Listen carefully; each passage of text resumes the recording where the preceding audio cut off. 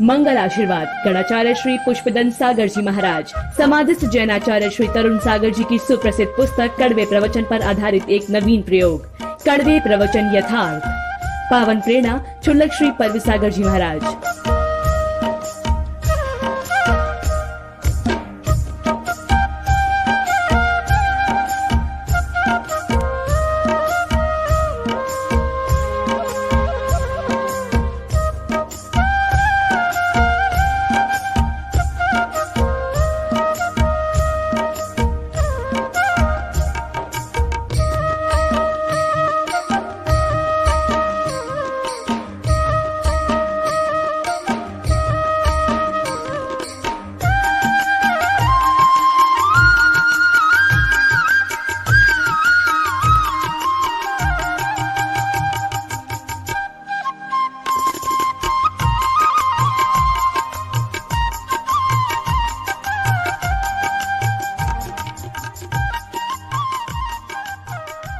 सेठ के पास एक व्यक्ति काम करता था।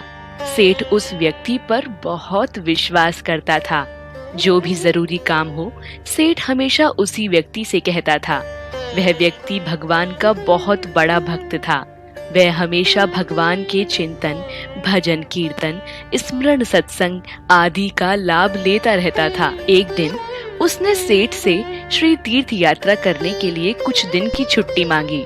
सेठ ने उसे छुट्टी देते हुए कहा, भाई, मैं तो संसारी आदमी हमेशा व्यापार के काम में व्यस्त रहता हूँ, जिसके कारण जाने का लाभ नहीं ले पाता। तुम जा रहे हो तो यह लो 100 रुपए, मेरी ओर से प्रभु के चरणों में समर्पित कर देना। वह आदमी 100 रुपए लेकर तीर्थ यात्रा पर निकल गया। कई दिन की पैदल यात्रा करने के बाद मंदिर की ओर प्रस्थान करते समय रास्ते में भक्तजन जोर जोर से हरि बोल हरि बोल हरि बोल बोल रहे थे। वह हरि नाम संकीर्तन का आनंद लेने लगा। फिर उसने देखा कि संकीर्तन करने वालों के होठ सूखे हुए हैं। वह दिखने में भूखे भी लग रहे थे। उसने सोचा कि उन सभी की भोजन की व्यवस्था करा दूं। सबको भोजन कराने में कुल 98 रुपए खर्च करने पड़े। उसके पास 2 रुपए बचे। उसने सोचा कि 2 रुपए प्रभु जी के चरणों में चढ़ा दूंगा। जब सेठ पूछेगा तो मैं कहूँगा कि पैसे चढ़ा दिए। वह यह तो नहीं कहेगा कि 100 रुपए चढ़ाए क्या। वह तो पूछेंगे पैसे चढ़ा दिए, तो मैं बोल दूंगा हाँ पैसे चढ़ा दिए। झूठ भी नहीं होगा और काम भी हो जाएगा।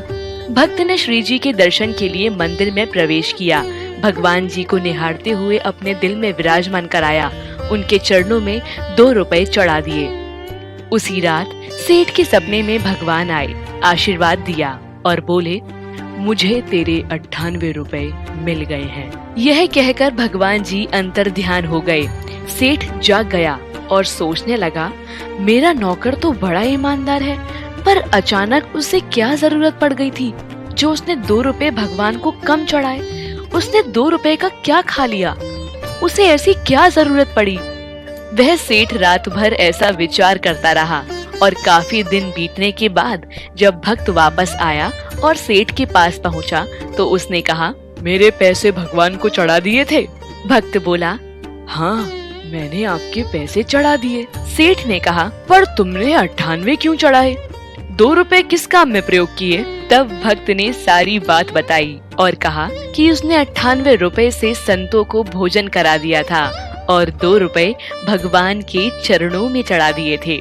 सेठ सारी बात समझ गए और बड़े खुश हुए और भक्त के चरणों में गिर पड़े और बोले, आप धन्य हो, मुझे आपकी वजह से प्रभु के दर्शन यहीं बैठे बैठे हो गए। दोस्तों, इस कहानी का मूल यह है कि भगवान को आपके धन की कोई आवश्यकता नहीं है।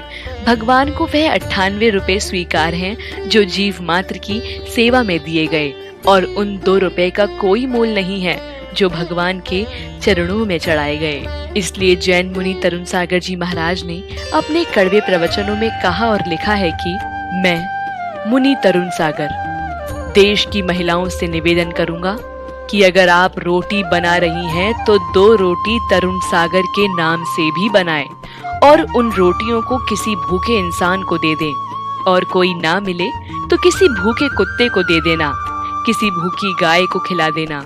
इससे मेरे मन को शांति मिलेगी और तुम्हारा इंसानियत का धर्म भी पल जाएगा। धार्मिक बनने से पहले नैतिक बनना जरूरी है। नैतिक बनिए, नेतागिरी से क्या होगा।